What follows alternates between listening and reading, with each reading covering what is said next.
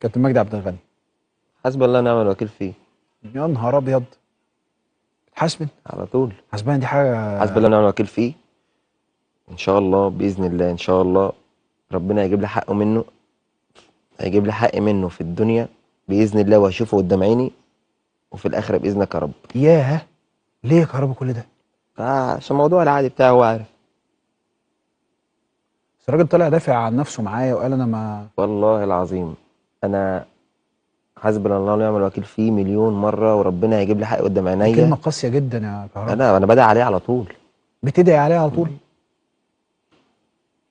ما اتكلمتوش مع بعض، ما قابلتوش، ما قلتلوش يا كابتن مجدي لا انت لا ليه لا، عملت كده، انت ليه؟ ده انا مكلمه اصلا قبل الموضوع. اه.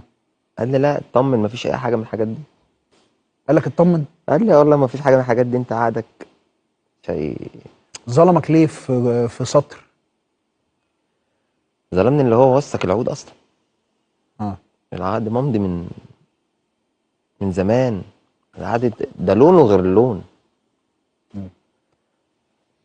اللي بعده.